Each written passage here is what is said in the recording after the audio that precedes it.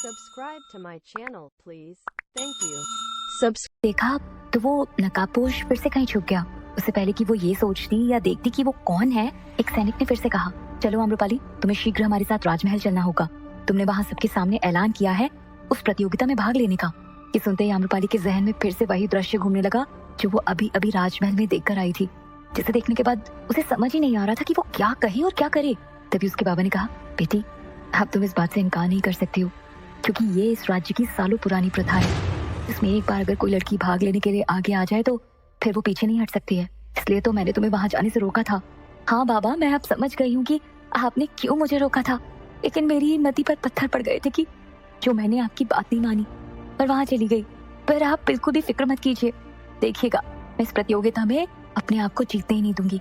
वैसे तो ये कहते हुए उसे बहुत अजीब सा डर लग रहा था, लेकिन वो अपने इस डर को अपने बूढ़े पिता के सामने बयां भी नहीं करना चाहती थी, इसलिए वो चुप रही। जाओ बेटी, अब तुम इस बात से पीछे नहीं हट सकती हो, वरना हम दोनों को अपनी जान से हाथ धोना पड़ेगा। पर याद रखना, तुम एक सैनिक की बेटी हो जो इतनी आसानी से हालात से समझौता नहीं कर सकती है, महानमन ने मायूसी भरे अंदाज में कहा। अपने पिता के कहे शब्दों के पीछे का तात्पर्य आम्रपाली समझ गई थी, इसलिए उसने कहा, बाबा आप फिक्र मत कीजिए, सब ठीक हो जाएगा। ये कहकर आम्रपाली वहाँ से उठी और सैनिकों के साथ वहाँ से जाने लगी। कुछ कदम चलने के बाद अचानक उसे अपना पूरा बचपन याद आ गया, किस तरह से उसे उसके बाबा ने पाला था, साथ ही उसकी गुरु माँ अम्बे, जिन्होंने इतने साल पहले नृत्य करना छोड़ दिया था, फिर भी वो अपनी ये अद्भुत कला उसे देना चाहती थी, और उनके पिता कुमार भट्ट, जो वैशाली की कन्याओं को नृत्य विद्या सिखाते थे, उन दोनों ने भी उसका बड़े प्यार से पालन किया था। ये सब याद करके वो अचानक पीछे मुड़ी और दौड़कर अपने बाबा से गले मिलने लगी। और फिर उसने कहा, बाबा आप फिक्र मत कीजिए, अगर आज मैं इस प्रतियोगिता में जीत भी गई ना, तो मैं किसी पर पुरुष को अपने आप को स्पर्श भी नहीं करने दूंगी। आप इस बात की चिंता मत कीजिए, आपकी बेटी इस कुप्रथा का हिस्सा कभी नहीं बनेगी। आप जो चाहते हैं वही होगा। आपकी बेटी एक राजवैश्या की गद्दी पर कभी नहीं बैठेगी, देखिएगा, ये वादा है मेरा आपसे। उसकी ये बातें सुनकर महानमन को थोड़ी तसल्ली हुई, लेकिन वो जानते थे कि यह असंभव है, इसलिए उन्होंने कहा, अब तुम क्या करोगी बेटी, अब कुछ नहीं हो सकता। इस राज्य के नियम बड़े ही सख्त हैं, अगर हमने उनका विरोध किया तो हम दोनों को मृत्यु दंड दिया जाएगा, और मैं अपनी बेटी को मृत्यु के हवाले होते हुए नहीं देख सकता हूँ। इसलिए जाओ, अब तुम यहाँ से चली जाओ।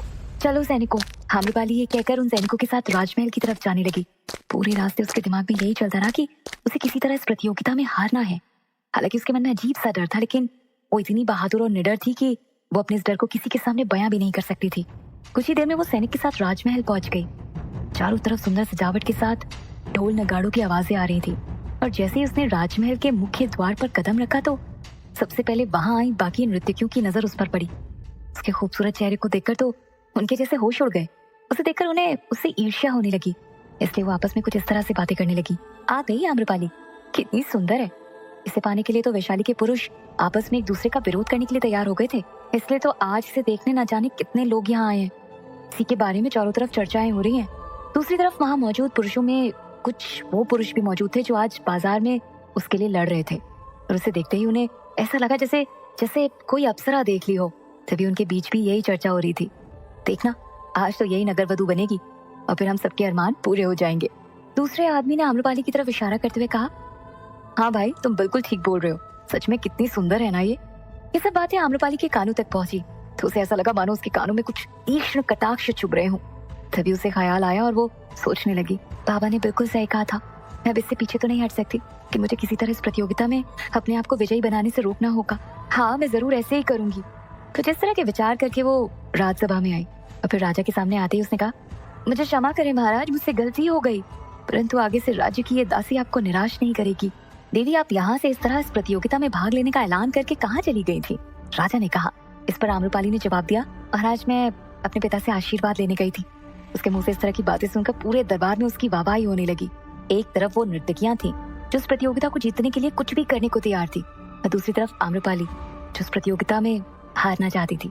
कुछ ही देर में राजा भी राजगद्दी पर आकर विराजमान हुए और नगाड़े की आवाज के साथ ऐलान किया गया, तो अब शुरू की जाती है इस बार की नगर वधू प्रतियोगिता। इसलिए कृपया करके अपना अपना स्थान ग्रहण करें और शांति का माहौल बनाकर इस प्रतियोगिता का आनंद लें। एक एक करके सभी नृत्यकियां अपने नृत्य का प्रदर्शन पूरी शिद्दत से करने लगी, और जब भी कोई नर्तकी अपना नृत्य प्रदर्शन करके मंच से नीचे उतरती तो आम्रपाली के मन में बस एक ही बात आती कि काश ये नर्तकी इस बार की नगर वधू बन जाए। लेकिन तालियों की गड़गड़ाहट उतनी तेज नहीं सुनाई देती जिससे ये अंदाजा लगाया जा सके कि यही उस प्रतियोगिता की विजेता बनेगी। क्योंकि आम्रपाली के सौंदर्य को देखकर पहले ही सभी पुरुष उसके दीवाने हो चुके थे, इसलिए उन्हें आम्रपाली के नृत्य प्रदर्शन का बेसब्री से इंतजार था। और फिर ये देखकर उसका दिल फिर से उदास हो जाता है। लेकिन जैसे ही उसके नाम का ऐलान हुआ तो जोरों से तालियां बजने लगी और लोगों का उत्साह देखते ही बन रहा था। इसी बीच उसे फिर से वो नकाबपोश दिखाई दिया। उसे देखते ही मंच की तरफ बढ़ते हुए उसके कदम लड़खड़ा गए और वो सोचने लगी, आखिर ये नकाबपोश है कौन। वो ये सोच ही रही थी कि एक पल में उसकी तरफ देखकर मुस्कुराते हुए वो नकाबपोश फिर से कहीं गायब हो गया। उसके गिरते ही सभी के मन में अचानक शंका होने लगी कि क्या आज आम्रपाली इस प्रतियोगिता का हिस्सा भी बन पाएगी या फिर नहीं। लेकिन तभी उस नकाबपोश के साथ एक आदमी था जिसने अचानक से कहा, ये भी तो कुमार भट्ट की ही शिष्या है ना। और ये सुनते ही आम्रपाली के मन में विचार आया, अगर आज उसने अपनी कला का प्रदर्शन अच्छे से नहीं किया तो ये उसके गुरु का अपमान होगा। ये सोचकर फिर से वो असमंजस में पड़ गई। ये एक तरफ उसके बाबा से किया गया वादा उसे निभाना था और दूसरी तरफ उसके गुरु का सम्मान। फिर अपने गुरु के सम्मान के लिए वो उठकर मंच पर पहुंची और उसे मंच पर देखकर एक बार फिर उसका नृत्य देखने के लिए उत्सुक लोग खुश हो गए। जैसे ही तबले की आवाज उसके कानों तक पहुंची, अपने गुरु का झुका हुआ सर देखकर अचानक से क्या हुआ कि उसके पैर अपने आप थिरकने लगे। ऐसा लग रहा था मानो आज से पहले उसने ऐसा नृत्य कभी ना किया हो। कि उन खूबसूरत अदाओं के साथ उसने ऐसा नृत्य प्रदर्शित किया जिसे देखकर जैसे एक अलग सा ही समा बन गया था। किसी की भी नजर उस अदायगी से हटने का नाम ही नहीं ले रही थी। राजा तो जैसे उसके कजरारे नैनों में कहीं खो ही गए थे। वो इतने मंत्रमुग्ध हो गए थे कि जैसे उनके सामने कोई स्वर्ग की अप्सरा नृत्य कर रही हो। इसी के साथ उनके मुंह से निकला, वाह क्या नृत्य है, ऐसा अद्भुत प्रदर्शन तो आज तक हमने इस दरबार में ही नहीं देखा। कहाँ छुपी हुई थी ये सुंदरी। ये वाहवाही सुनकर सारी राजसभा में जैसे खुशी का माहौल छा गया था। बस फिर क्या था, थोड़ी देर में विजेता घोषित करने का वक्त भी हो गया था। सबको इस बात का अंदाजा तो लग चुका था कि आज की इस प्रतियोगिता में आम्रपाली को नगरवधु बनने से कोई नहीं रोक पाएगा। हर तरफ यही चर्चा हो रही थी कि आज तो सबकी इच्छा पूरी हो जाएगी। अब ये सुंदरी को अपना बनाने के हम सबके अरमान पूरे हो जाएंगे। इस तरह की बातें करके पुरुष आम्रपाली को देखकर आहें भरने लगे। तभी दूसरे आदमी ने कहा, हाँ भाई तुम बिल्कुल ठीक बोल रहे हो। तभी नगाड़े की आवाज के साथ ऐलान किया गया, तो अब आप सभी के सामने इस प्रतियोगिता की विजेता यानी हमारी वैशाली की नई नगरवधु का नाम घोषित किया जा रहा है और उसका नाम है आम्रपाली। अभी कुछ ही देर में उनको शॉल उड़ाकर उन्हें राज घुंघरुओं से सम्मानित किया जाएगा। उसके बाद वो हमारे इस वैशाली की नगरवधु बनकर रहेंगी। ये निर्णय कुमार भट्ट ने बड़े ही दुखी मन से किया था कि वो इस राज दरबार में इस प्रतियोगिता के निर्णायक होने के साथ साथ आम्रपाली के पिता समान थे। ऐलान होते ही जैसे सबके सपनों को पंख लग गए हों और चारों तरफ कुछ इस तरह की चर्चाएं ही सुनाई देने लगी कि अब तो बड़ा आनंद आएगा। इतनी सुंदर लड़की के साथ भला किसे आनंद ना मिलेगा। दूसरी तरफ इसी ऐलान के साथ आम्रपाली के मन में कुछ ऐसे विचार आने लगे, आज मैंने अगर बाबा की बात मान ली होती तो ऐसा कभी नहीं होता। कौन सी घड़ी में मैंने इस राजमहल में कदम रखा जिसके दंड स्वरूप मुझे ये सजा मिल रही है। फिर ये खूबसूरती मेरे जीवन का सबसे बड़ा अभिशाप बन गई। अब मुझे किसी तरह इस मुसीबत से अपने आप को बाहर निकालना ही होगा, वरना मेरे बाबा जिन्होंने मुझे इतने जतन से पाला है वो टूट जाएंगे और बाबा से किया वादा भी पूरा नहीं होगा।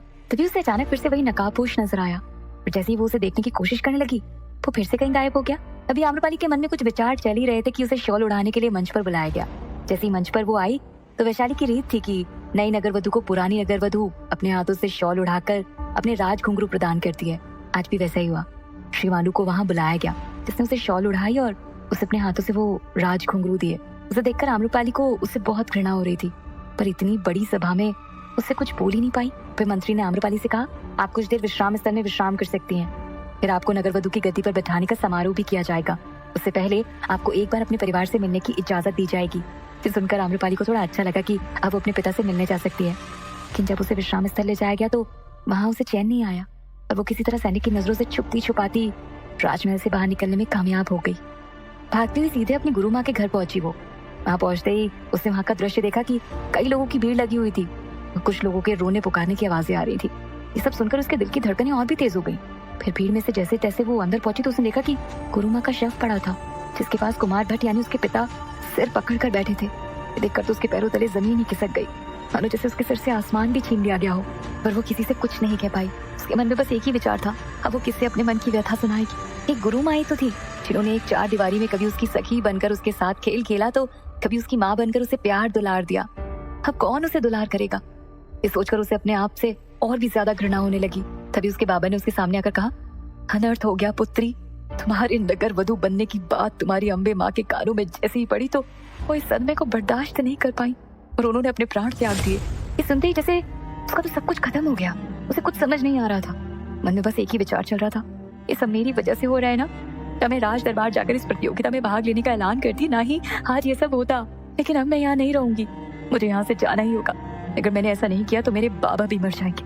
हालांकि वो जानती थी कि उसके यहाँ से जाने के बाद भी उसके बाबा को राजा छोड़ेंगे नहीं, लेकिन अपनी बेटी को वैश्या गद्दी पर देकर मरने से अच्छा तो उसके जाने के बाद जो मृत्यु दंड उन्हें दिया जाएगा वो ज्यादा बेहतर होगा। यही विचार अभी उसके मन में भी आया था कि उसे सामने हर्षदेव दिखाई दिया। उसे देखते ही उसने कहा, हर्षदेव तुम मेरे साथ चल रहे हो? हर्षदेव ने पलटकर कहा, कहाँ? इस तरह तुम इस स्थिति में कहाँ जाना चाहती हो? ये सुनकर आम्रपाली ने पक्के निश्चय से कहा, मैंने पूछा तुम मेरे साथ यहाँ से चल रहे हो या फिर नहीं, वरना। तभी हर्षदेव ने कहा, तुम क्या कह रहे हो आम्रपाली? तुमने देखा ना कि तुम्हारी एक गलती की वजह से अम्बे माँ हमें हमेशा के लिए छोड़कर जा चुकी है, और अब तुम क्या करने वाली हो? ऐसा ना हो इससे तुम्हारे बाबा भी तुम्हें छोड़कर चले जाएं। उसके बाबा उसे देखकर हैरान थे कि अब ये क्या करने वाली है, इसलिए उन्होंने कहा, क्या हुआ बेटी, ये तुम क्या कह रही हो? कहाँ जा रही हो तुम? इस तरह तुम ऐसा नहीं कर सकती हो। राजा के सैनिक अभी तुम्हें यहाँ ढूंढते हुए आते ही होंगे, और अगर तुम अब नहीं मिली तो फिर वैशाली में विद्रोह छिड़ जाएगा, जाने कितनी और जाने जाएंगी। ये सुनकर आम्रपाली ने कहा, नहीं बाबा मैं ऐसा नहीं कर सकती हूँ, मैं अब राजमहल वापस नहीं जाऊंगी। मैंने आपसे वादा किया था कि मैं नगर वधू कभी नहीं बनूंगी, तो आपसे किया वादा मैं जरूर निभाऊंगी बेटी, लेकिन इस हजारों वर्षों पुरानी प्रथा से आज तक कोई नहीं बच पाया है, तो तुम भी कुछ नहीं कर पाओगी। महानमन ने दुखी होकर कहा, बाबा मैं आपकी बेटी हूँ, इतनी आसानी से हार नहीं मानूंगी, आप मेरी फिक्र मत कीजिए, आप अपना ख्याल रखिएगा, आम्रपाली ने कहा। ये कहकर आम्रपाली ने हर्षदेव की तरफ मुड़कर देखा और फिर से कहा, तुम आ रहे हो मेरे साथ या मैं अकेले ही इस राज्य से जाऊं? उधर राजा अपने मंत्रियों के साथ जब नई नगर वधू की गद्दी पर आम्रपाली को बैठाने की चर्चा कर रहे थे तो एक मंत्री ने कहा, महाराज आज की प्रतियोगिता में इतनी अच्छी अच्छी नर्तकियां थीं जिन्होंने अपनी कला का बहुत ही अच्छा प्रदर्शन किया, परंतु आपने आम्रपाली को ही इसका विजेता क्यों घोषित किया? तो महाराज ने कहा, मंत्री जी आम्रपाली का नृत्य ही अच्छा नहीं था, बल्कि उसे इस प्रतियोगिता का विजेता बनाने की वजह कुछ और भी है। ये सुनकर वहाँ बैठे सभी मंत्री हैरान हो गए और विचार करने लगे कि ऐसी क्या वजह हो सकती है कि महाराज ने आम्रपाली को नगरवधू के लिए चुना।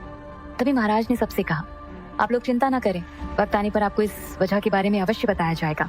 अभी हम सभी को वैशाली की नई नगरवधू को उनके महल तक ले जाने की तैयारियां करनी होंगी। तभी एक सैनिक राजा के पास आकर बोला, महाराज माफ कीजिएगा, आम्रपाली पर हमारे सैनिक ठीक से नजर नहीं रख पाए और वो वैशाली से कहीं भाग गई है। ये सुनकर महाराज के साथ वहाँ मौजूद मंत्री भी चौंक गए और कहा, ये क्या हो गया? आज से पहले कभी वैशाली के इतिहास में ऐसा कभी नहीं हुआ, अब क्या होगा महाराज? ये सुनकर राजा ने कहा, आप सभी लोग राज दरबार के कार्य को संभालिए और कुछ सैनिकों को उसे ढूंढने के लिए भेजिए।